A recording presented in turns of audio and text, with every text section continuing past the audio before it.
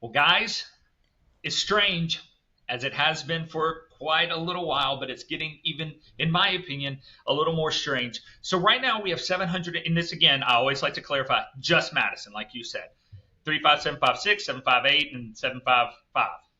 Yeah, sorry, no, seven. Did I say seven? I Yeah, didn't three say five seven, seven not five five. seven. 35757, 758, and 56.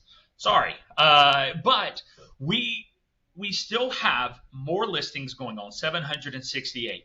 We have, of those, 218 of those are brand new, which is 22 more than last month.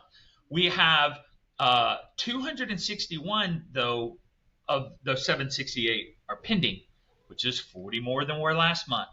In inventory, so I've said this a lot. This is one of my key elements that I watch. I watch inventory and overall price the most. Okay, Mm-hmm.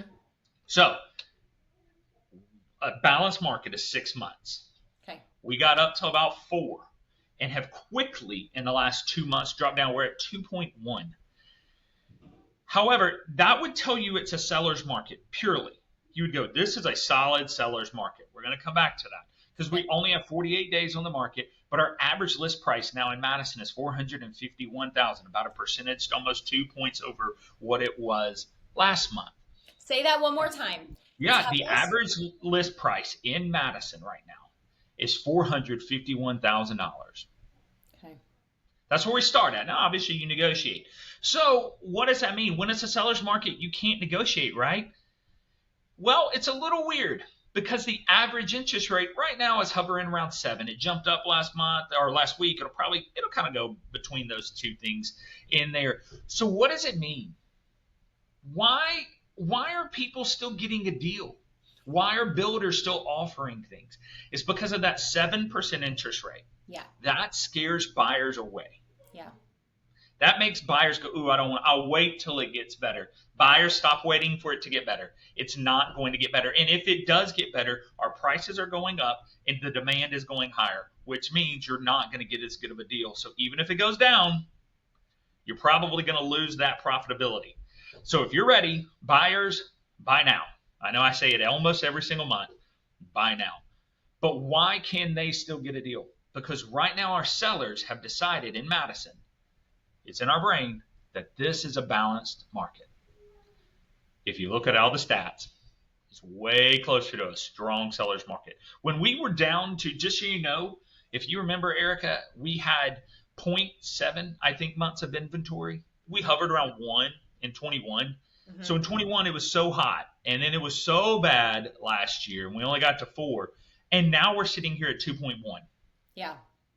Like, that has to raise some awareness that sellers are going to stop negotiating because we're going to get more offers. We're going to get 4 and 5 offers on houses now. Okay. That's what happens. I was talking to Ed Nichols the other day, our superintendent, and he was just talking about the demand because of the school system. Yeah. That even these apartments, everybody loves to complain about the apartments. Guys, they're full. They are. They're full. We still have more room to go. The nationwide average for a price of a house is around $500,000.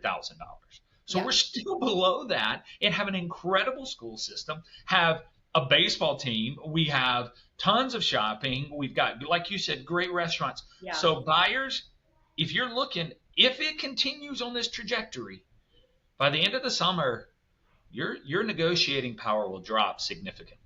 Yeah. Hey, question for Yep. you. I had a conversation with someone last week and she was concerned. She's like, okay, we're ready to buy. Actually, they want to buy another home, but Mhm. she's concerned because they think they might only want to be in another home for 3 years. So she's like, Mm. what if we go ahead and purchase a home now because we don't want to stay in our current home? We feel like if we go ahead and buy another house, we'll make good money on it. But what if we don't? Do you think this Madison market could fall out and prices just stay the same for 3 years? I was like, well, I'm what going do to you Google while you're think? talking to me. Mm-hmm. I'm going to Google while you're talking to me. And so that would have been it. In 2022, Okay. the average price of a home in the United States Okay. was $348,000. Okay. I'm going to do the same search for 25. It's $503,000. Okay. So 3 years 154. ago, after the big boom, Okay. 3 years ago, we are still seeing houses go up. So could the Madison market collapse? Always. Okay. Always. There's never a day I'm not going to tell you it won't. However, what I'm going to tell every person is this. When a housing market collapses, Okay. there are multiple options. One, you probably have already gained some equity. If you got in now, you will have something. It just may not be as good. Okay. Okay. Number two, if it collapses in 3 years, you can rent the house out Okay. till the housing market kicks. I know someone who 2 years ago just put his house on the market, said, "Nah, it's not selling quick enough." Put it on the market. We rented it out for a year, and he just sold it. Okay. And that's the thing here is that's what I love about real estate is there are more options, just buy or sell. We can go put this guy on the market, and it more than likely Madison will pay your mortgage and then some. Okay. And so could it collapse? Yeah. However, some things to keep in mind. Madison is built off the back of schools Yes. that we are continually putting more and more effort into. Yes. Madison is built off the back of defense contractors. And I don't know if you know this, but defense contractors get paid by the federal government, and they have the print button on the Treasury. So they are on the banks. They can put more money out there. Now, it's not great as quantitative easement. That's inflation. We don't want that. Yeah. But the odds of Huntsville collapsing Okay. substantially smaller. They've gone through Democrat, Republican, all the president styles and types. So unless we just saw someone come in Very true. and drastically cut, Yeah. like put our country in complete jeopardy, Okay. I would have a hard time seeing it collapse. Now, it may not do as good, Sure. but I think at minimum you're going to get what you paid for. I was talking to again Ed Nichols the other day, and he was like, "Well, you're not going to get that money out of that house anymore." And he had just told me a story. I'm going to tell him to watch this too. He had just told me a story about his parents buying a house. I don't know where, but when they bought it 30 years ago, was so much cheaper, or 40 Yeah. years ago. And I'm like, and now look at it in that area. We said we could never get that much money. Right. And that's the thing. My house that I have off of County Line Road, my first house, I bought for $147, and I said it would never, ever be more than $200,000.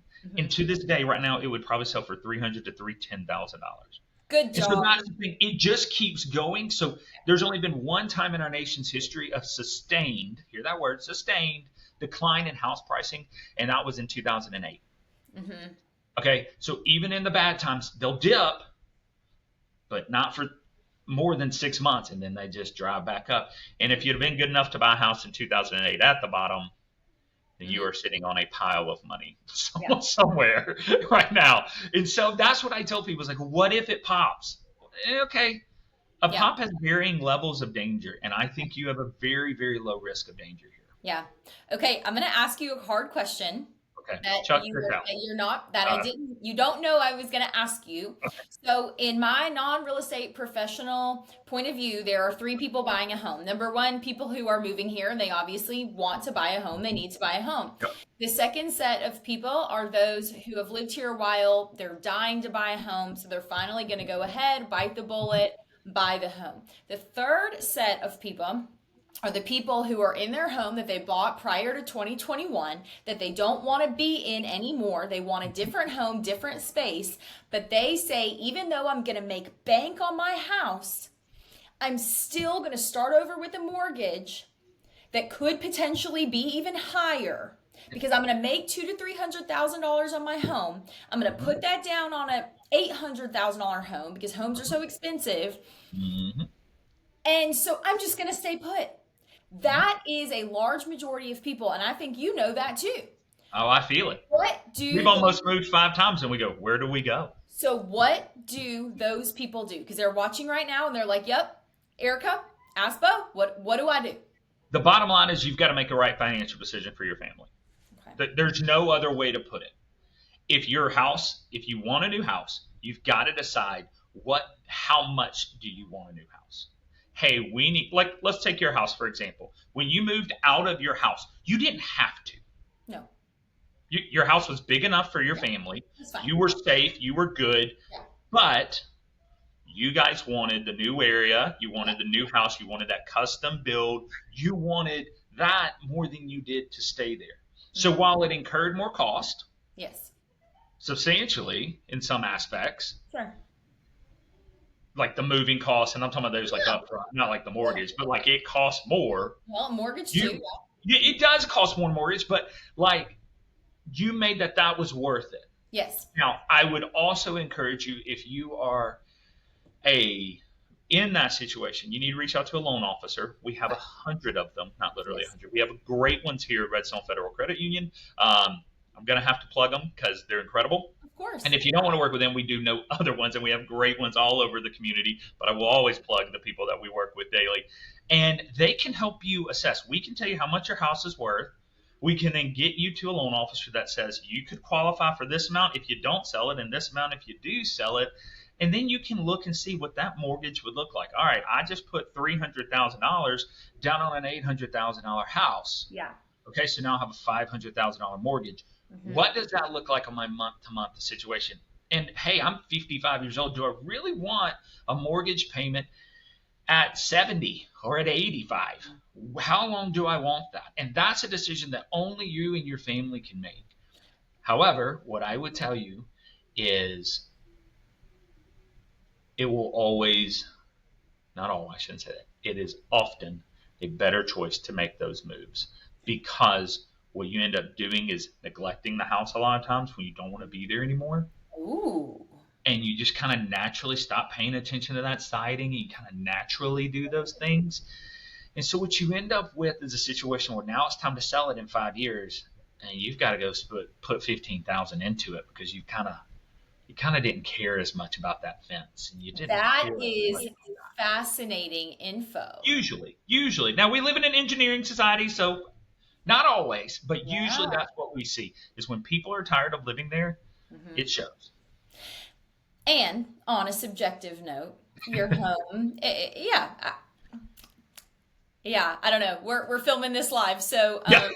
I'm caught a little bit in the idea that if you do want to make that move, your mortgage very well could increase, but that money may be worth it if it's something that you desire. And Higher risk is higher reward. right, but then you're going to have more equity in a more expensive home in an area that only is seeing the cost of homes rising. So yeah, okay, that's my non-real estate layman's terms way of I mean, saying. if Talk you to think somebody. I'm definitely going to move in 5 years, I would be moving now, Mm, because you're still going to have. These are only going to get more expensive. That's all we're seeing, unless something drastic changes. mm. Guys, we just went through a year that everyone said real estate was bad, and our housing pricing has still shot up. You're so right. So, Okay, I mean, yeah. it's going to go up. Okay, we haven't talked to our sellers yet. So tell us real quick, one really strong piece of advice for someone whose house is on the market and they're feeling stressed. Shoot it straight. I'm probably going to make some people mad here. Do it. Play hardball. That's my advice. What does that mean? What does that mean? You have the advantage. You have the advantage. Our days on the market right now is 50, so make sure you're kind of keeping that in mind. 48. Make sure you're kind of keeping that in mind. But when you get that offer and they want 10,000 in closing, and you really don't want to give up 10, but you'd give up 5, offer 5. Okay. Be willing to walk away from deals because there will be another one coming. Okay. Man, I'm going to regret that. I know that because there's so many times I tell people the first offer is 99% of the time is the best. I just see right now if it was me selling right now, I'm looking up and saying, I think I would hold the line on my price. And so Hey. buyers, I'm sorry, you're going to hate me for that. But that means you need to come in with a strong offer. yes. And you need to be very respectful because the ball is in the seller's court. That's right. And arm yourself with a fantastic agent, Beau Miles. Like I said, he's the president of Redstone Realty Solutions. He is going to arm you with an agent that matches your personality, that matches your interests, somebody that can help you if you're relocating. He has loan officers. This is a super incredibly credible company here in town, which is why All Things Madison partners with Redstone Realty Solutions to share with you what is up in our Madison market. Beau, thank you so much for sharing with us some updates in May 2025. We'll talk to you next month. See you, girl. See ya.